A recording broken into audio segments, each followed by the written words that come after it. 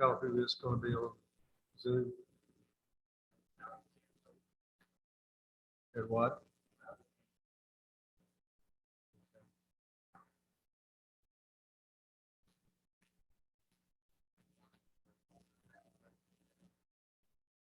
Right.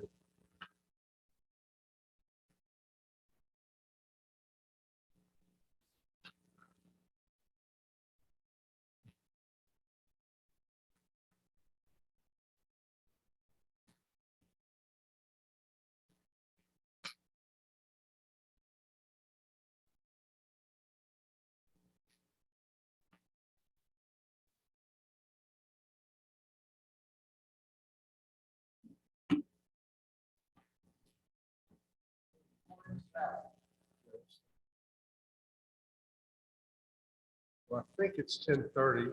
Why don't we come to order? Welcome, everybody. Let's start with a moment of silence.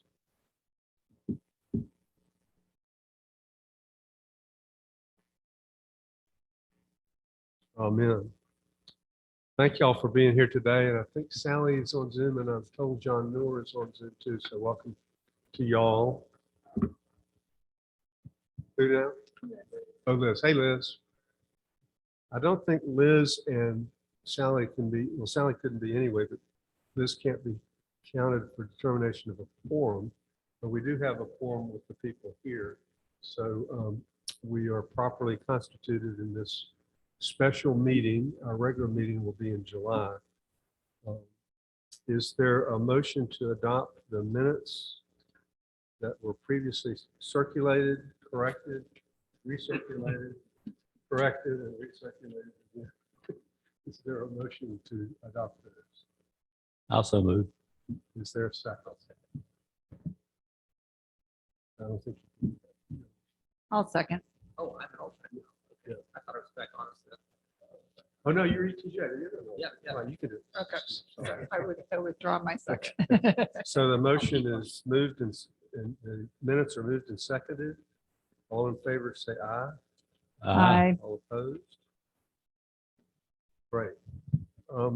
We need now to do some organizational matters. Alan needs to be sworn in.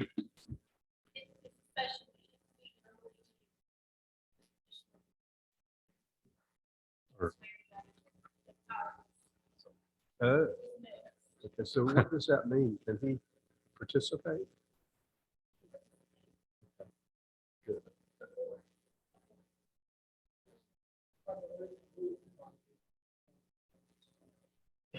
Okay, well, we're gonna provide that you can participate and vote. Thank you. Sally and Liz are here and they can vote even though they're remote. So with that, I'm going to call item 5 order, and we'll start with public comment. This is the conditional zoning permit for lot 1185 Mississippi Road. We have had some comments. Stephanie, the next door neighbor to the west, has submitted a couple of things. I don't think she's on Zoom. Actually, I am. She is, okay, so Stephanie is here. So Stephanie, we've gotten your 2 emails. Would you like to add anything to those?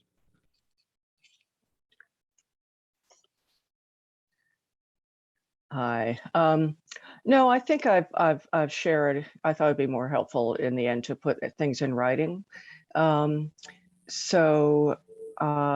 know, I've raised my concerns, and I understand the commission is going to go forward with a positive vote.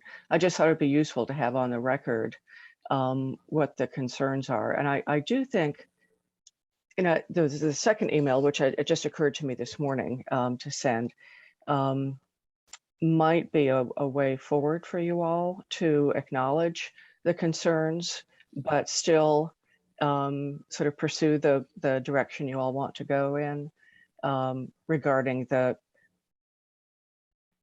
impact potential, one might say, on my property of the digging into the hillside and so forth. So that's why in the second follow-up email, I suggested some language that might be used if you all want to. Thank you. Since- As you yeah. recall, we were just talking about it informally, that the testimony was that, as I recall, that the digging was not going to go beyond 3 feet away from your property line, as I recall. Right, and yeah, I didn't recall the 3 feet, but I appreciate that that was put into the minutes now. And so that could well address the concern, but I think that the statement that's in the last version that I looked at of the report says that it will not materially affect the need for maintenance on my side. And instead of saying it will not, because that hasn't been an independent assessment on the part of the commission, I thought it might be useful to say that the commission is relying on the representations of the applicants that it will not in its decision to move forward. Thank you. We'll see if somebody can craft something to that effect, and we can add it if the commission wants that. We've heard the comment nevertheless. So, great. Okay. Thank you. And I Um, actually did have a question about the trees and the cutting of the roots. Is that, I'm hoping I'm right, that if when they're cutting into the hillside, if they do end up cutting the roots of the trees, which I hadn't thought of until I saw that last site plan, where trees on my property are actually indicated on the plan now, some of them, that if they do end up cutting the roots and weakening the tree falls, that I'm not responsible for any damage caused to their property. I don't think we could speak to the damage because that'd be decided by a court. But Scott, you and I discussed this briefly. Yeah. I mean, I think it's reasonable to assume that, if a tree, is damaged or dies after the, start of construction, you could reasonably deduce that, the construction caused that. Now, if it's a tree on your property and it's falling toward theirs, I mean, their construction is the cause of the tree. So I wouldn't see, again, this is, 5-cent legal advice from a lowly planner, not an attorney, but my general assumption is that, with any start of construction that could impact the tree on your property falling on theirs, that's I think that's got to be a reasonable assumption of theirs, frankly, for any construction that's starting. Okay, thanks very much, everybody. Sure. And Stephanie, I noticed that paragraph 4, I was just reading as y'all were talking, it does say that the construction, let me find it again, the construction on the retaining wall on the southwest side of the property will not intrude or extend onto the Ferrier property. Information concerning such matters shall be included in the regular communications that are required. So I think you'll be kept up to date on that. Okay, thanks very much.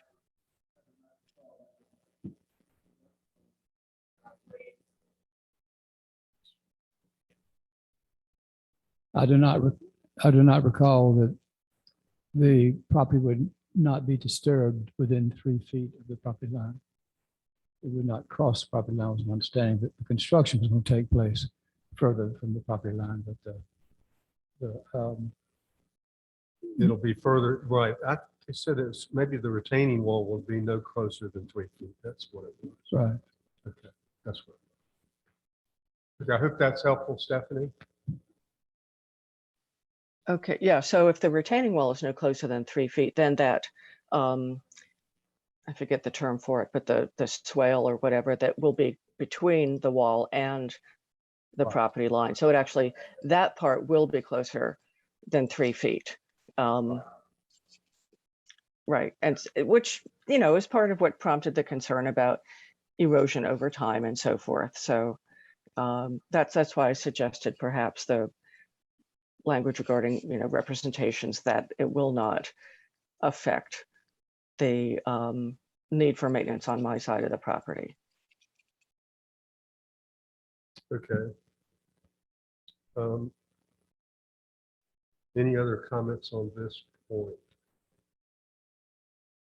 Mr. Chairman, I had sent some language out yesterday dealing with, I think, part of this, and I think Stephanie picked up on it. Where I'd highlight, putting all capital letters, some suggested languages for clarifying a certain paragraph. I may be able to tweak that a little bit based on this interchange we just had here. Let's do that. We can take Once a we get brief to that, yeah. recess to do that, but I want Yeah, once Get once we this get to it, I was just saying we may be able to address it then to, okay, with some Right. tweaking of that language. Scott, Ms. Ferrier, could I just ask a quick question of you? And I've got a visual that I was going to have Josh bring up on screen just for a moment. It was just the question about, I guess you had asked the question about potential impacts to your driveway. So this is the figure that you originally referenced and that I had included in the original notice letter. And yes, you're correct. I believe there are 3 trees shown there on your property. On the next slide, I just did this very quickly this morning. Can you clarify, is your driveway more or less an elongated question mark, that blue line there? Yes, it Is that- is. Okay, Yes, it I is. just, without, being able to immediately go on the property and just look at the, aerial imagery. And my best assumption of the distance from the edge of your driveway to the property line is Mhm. about 35 feet. Does that seem reasonable? in a- Okay, I'm facial- not good at that sort of distance Okay. still thing, but yeah, and So it's very, that's- very steep. It's really steep. So Right. that's that's really, and given what water does Okay, when it's right. careening down a hillside, but yeah. Okay, yeah, I just wanted to get a sort of a quick spatial clarification of the proximity of your driveway in relation to the property line. But Mhm. as best I could tell, just on a quick GIS measurement, it was give or Mhm. take, let's call it 30 to 35 feet away.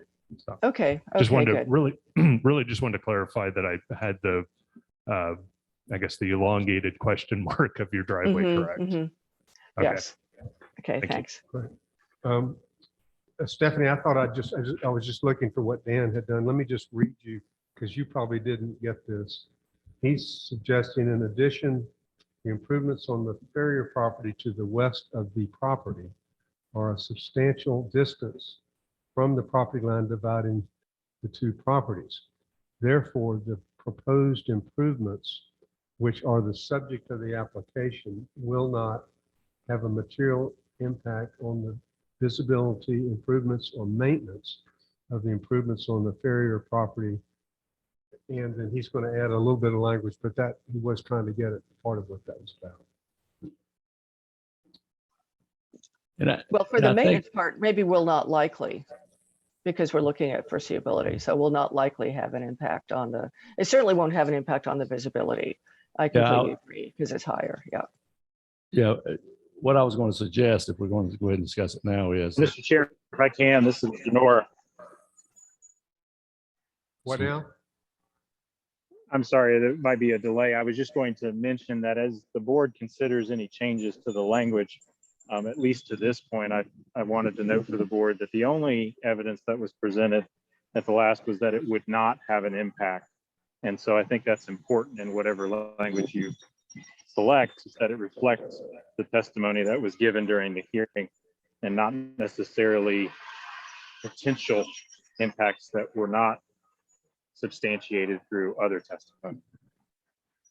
Which is So actually we why I could- suggested my original suggestion, which was to say that the board is relying on the representations that it will not. So that I think would accommodate that concern. Yeah, we could note, John, as I think Dan will work on, that was the evidence presented that it would not have an impact on that property. yeah, the specific language I was getting ready to suggest was where you just read, Bill, and what I sent out to everybody yesterday was where it says, therefore, the proposed improvements which are the subject of the application will not have, to say the proposed improvements are subject to the application based upon the assurances of the applicants, experts should not have an adverse effect. And Okay. my only feedback on that, Mr. Chair, would be the word assurances. That could connotate a guarantee of some sort. That was definitely the testimony that was provided, but I wouldn't want it to be misconstrued that is somehow a condition of the permit. We could say based on the evidence presented at the hearing. I think that would work for us. Thank you. Might want to tie it to the expert's testimony. instead of Based just on, that. based on the evidence produced by the expert, by expert testimony at the hearing, blah, blah, blah. Yeah. Okay. John, okay. Stephanie, okay with that? Inserting Yeah, that? just based on the expert testimony presented or testimony of experts. It should not have. We'll actually, when we get to where we're making motions, we'll do that. Okay. Any other comments from people who are on the Zoom? Mary Standard sent a letter that she asked us to read, which Angie's going to do in a minute. But any other comments from people at this point on the Zoom? Liz? Hello, Hey, from Liz. Arizona. It's early here. I just wanted to thank Stephanie and just for her words and all the work you all have done. And just once again reiterate that, you know, this is a very thoughtful process. I think we'd all agree on that, and trying to get the language just right. I really appreciate you all working on that with your legal expertise. And I did appreciate the concern about the trees. I hadn't even thought about that for the neighbors, for Stephanie's land. And anyway, just wanted to say hi because I'm far away, but just appreciate all the work. So We hope your son is doing okay. he came home Tuesday. So we're doing better. Thank you. Good. Okay, without more, Angie, would you be good enough to read the comment from Mary Standard? And this would show as going in the record as a presentation by Ms. Standard. Dear members of the Planning and Zoning Committee, unexpectedly, I am unable to attend the meeting this morning, but ask that this be read into the minutes. The item before you this morning is the final approval or disapproval of the conditional use permit requested by the Mader family. Is the first of its kind in Montreat, using the procedure of legislative review rather than going before the Board of Adjustment to request a zoning variance. As such, it sets a precedent for the future. Any decision made should have the criteria listed to justify the decision made. If the decision is in the negative, the criteria is straightforward. The current zoning regulations requires a 15-foot setback, and the applicants have explicitly stated that while they want a setback, they do not need it in order to build on the lot. If the decision is made to grant the conditional variance, what are the criteria used to vote in the affirmative? Oh dear. Stand by.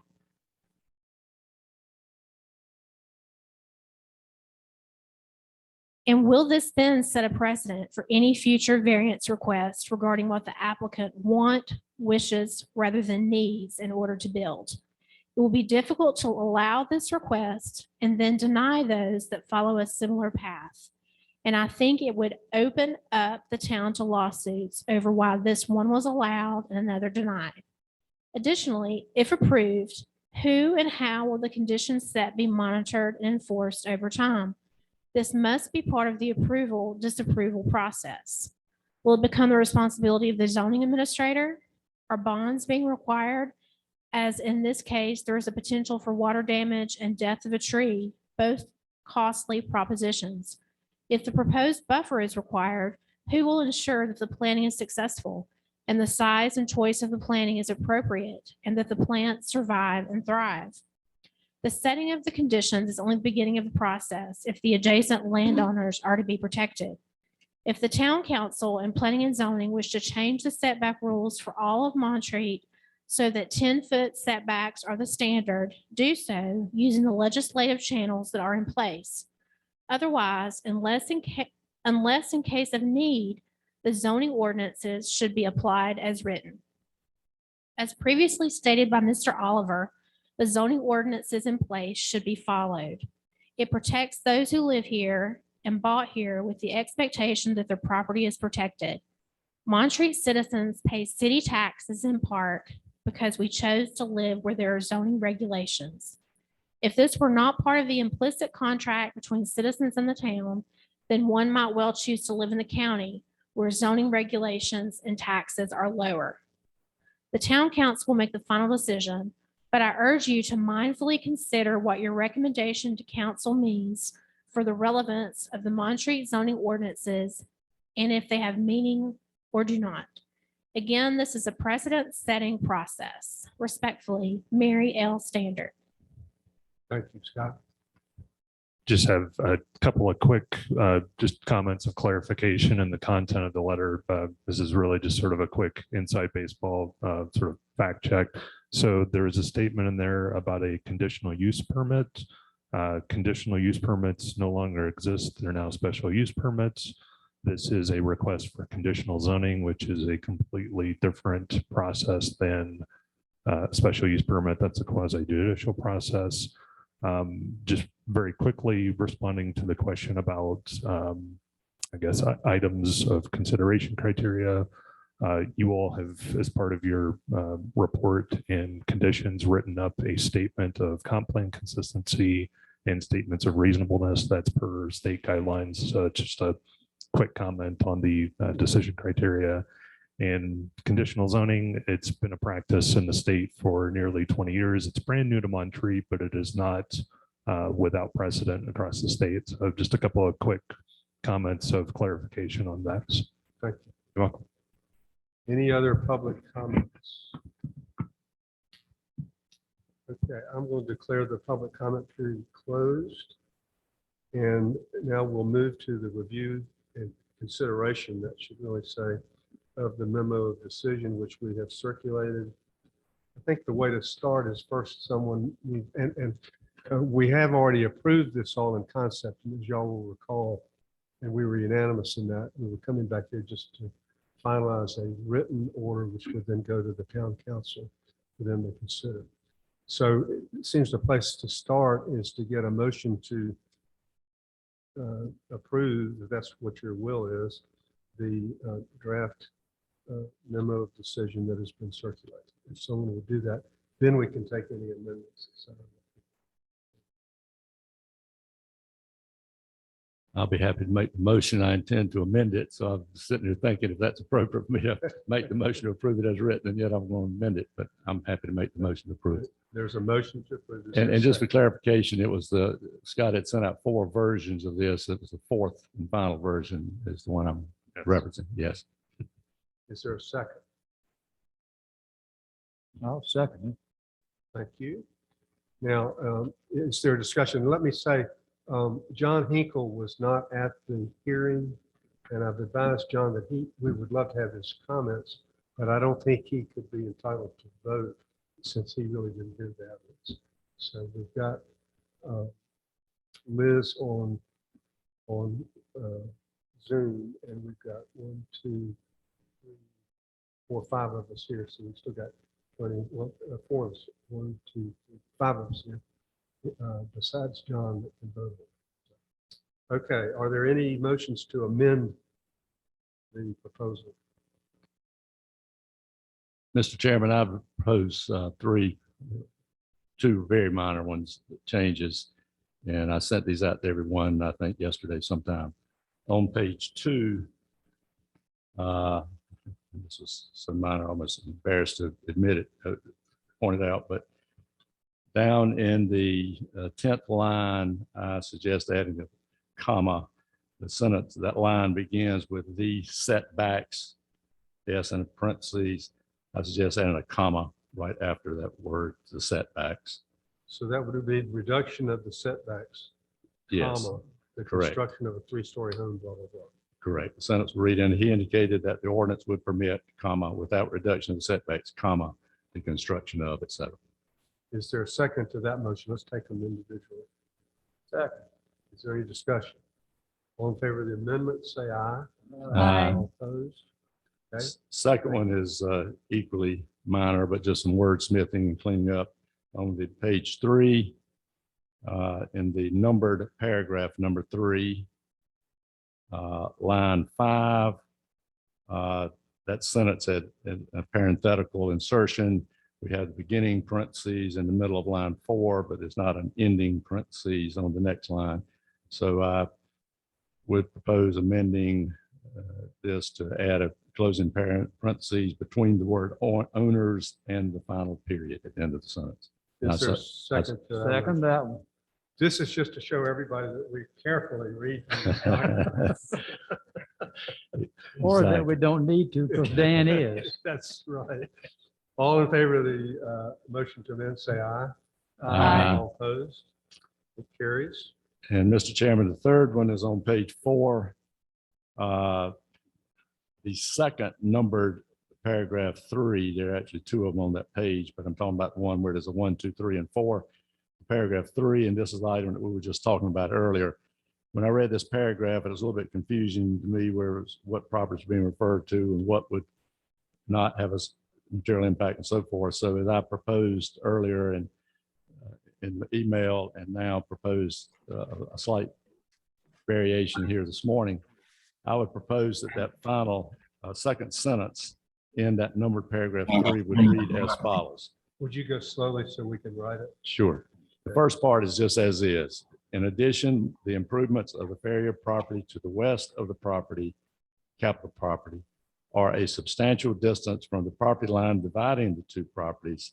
And then I would propose inserting right after the word and, the proposed improvements to, I'm sorry. Backing up. I'm reading 2 different things. I've got my phone in front of me and I've got my paper where I wrote the notes and I'm messing up. So where it says property line dividing the 2 properties, comma, therefore, that's an insertion. All of this language would be inserted right after the word properties, comma, therefore, the proposed improvements, comma, based on the evidence presented by the applicant's experts, comma, Second. Based on the evidence produced, presented by the applicant's experts, applicants capitalized, and that's plural apostrophe. experts, Okay. comma, should. And then you pick back up with the rest of that sentence as written, not have a material impact on the visibility improvement and maintenance of the improvements. Okay. And then the only additional change right at the very end of the sentence, that sentence as written right now says own that property. I suggest taking out the word that and putting Ferrier, own the Ferrier property. Or you could just capitalize, on these Ferrier properties, that would be right. So just delete the word that, Yeah. which is extraneous, and just add the word Ferrier.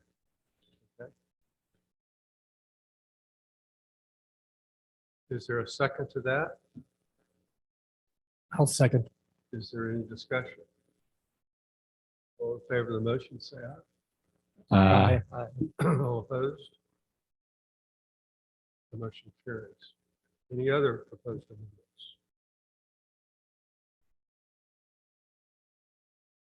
Hearing none, are you ready to vote on the motion as amended? Is there any other discussion? Call the vote. All in favor of the motion as amended. This is the recommendations that we will send on to the town council tonight. And they will then deal with this in their normal process. All in favor of the motion as amended, say aye. Aye. All opposed? It carries. Thank you very much, ladies and gentlemen, and those. I want to say I really appreciate the way everybody has participated. I hope that the applicants and the neighbors have felt like they have been heard. And this will, as Mary Standard suggested, set a pattern for how we encourage participation by the community in our process. This has been invaluable. We really do appreciate it. And I have a comment. Yes, sir. If I can. I would call it perspective. The idea of a conditional zoning permit came about because our zoning ordinances don't always fit common sense to a particular lot, but they nonetheless are there. And where someone has a unique situation and comes up with an appropriately unique solution, and that solution makes more common sense than strict interpretation of the ordinance, this provided a vehicle for that possible future family to be here. By making it something that had to be approved by both the Planning and Zoning Commission and the Town Council is a safeguard against the Planning and Zoning Commission perhaps wandering off the reservation, where the Town Council would have the final bite of the apple. And the bottom line is, in this particular case, it is a unique situation. The solution includes a very well-designed, modest, non-intrusive design, and that is 2 stories instead of 3, having had 2 surgeries in the last 3 weeks, is smarter for people retiring here. And so it is a common sense solution, and this made it possible for this family, a choir director, to come to Montreat. Okay, good, thank you. And Stephanie, particularly, I wanted you to know that I've talked to Dan Cordell, who is the building inspector, and he will be the one overseeing this, and so he's aware of it and prepared to do that. Okay, thank Okay, you. so the next, Mr. Chairman, yes, sir. with sincere apologies to you and the entire commission, there was one other thing I was just going to mention, and whether we want to make a change or not, I'll leave it to the rest of it. And I got so focused in on that language and it was rolling around my head. Going back to the document we just approved, on the 3rd page, that paragraph 3, where we added the parentheses, on the 3rd line, it had CC apostrophe ing the Montreat zoning board administrator. Is that not correct? That's the way it's written. Yes. I meant to bring up whether we want to leave CCing. I know what you're saying, but I'm going to hear that as a, let's see, someone move to reconsider the motion. I move that we reconsider the motion. Is there a second? second. All in favor of reconsidering the motion? Aye. All opposed? Okay, now it's open again, Dan, and you've got this very important amendment. Well, I think we all understand what's being said there. I just wonder in this nice Sure. fancy formal document, we've just spent weeks fine tuning and tweaking and I think it's entirely. nitpicking, as someone would say, whether we want to leave CCing in the document. Should we just insert with a copy to? Replace CCing with a copy to? Is that a motion? I so move that we replace the word CCing with a copy to. With a copy too, right? Yep. Okay. Is there a second to that motion? I'll second. Any discussion? All in favor of the motion to amend? Say aye. Aye. All opposed? I apologize again for That's not bringing okay. that up earlier. I'm And sorry. Liz, I'm seeing you as voting yes on that too. Yes. Thank you. Okay, now, once again, would someone like to move the motion as further amended? Someone please make that. motion. So moved. Is there a second? Second. Any discussion? All in favor, say aye. Aye. All opposed? The motion as further amended is passed, and we will then take that to the town council. And Jane Alexander is here, and we will, I think I'm planning to come at the community portion of your meeting tonight and just not say much of anything, just present it to you. And it's your process is y'all will have a meeting in July. And I think that's when you're considering the public hearing. Right. We're glad to turn this over to y'all. Let's see, our next regular meeting is scheduled for July 14th. at 10:30. We have some business that, I know Wade's got a committee going. I think John and Dan can now begin to start their committee work, although there are still some issues open, but we can at least begin gathering stuff. So it may be appropriate between now and then to have those meetings. Scott has pointed out that he's going to be on vacation that week. And I think he wanted to suggest that we might want to postpone that if we feel like he'd be there. It's up to you all if you feel like you need me at the meeting, but it certainly, if you want to just keep the original July 14th date as your meeting date, that you're fine to proceed with or without me. What's your will on that?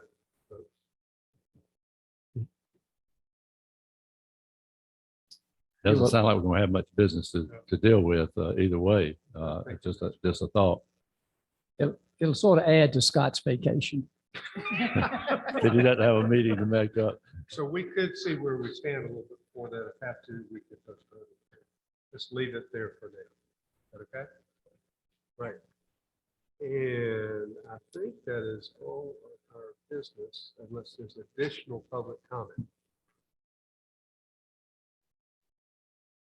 Hearing none. Public comment period is closed. Is there a motion to adjourn? Move to adjourn. I second. Yes, moved and seconded. Was I supposed to be approved to be back on the board? They said we couldn't do that. Oh, we can't. But It'll you be could the next participate regular today. meeting. You could participate today. Oh, okay. I You're just wanted to make legally sure here. it's, But That you may can't be, swear today. that may be the only business we have next meeting is swearing in Alan. It may be October. Call the question.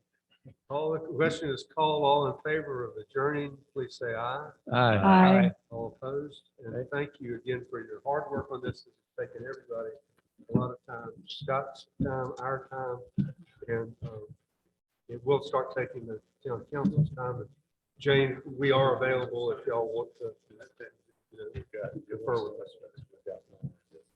Okay, we are adjourned. Thank y'all for this.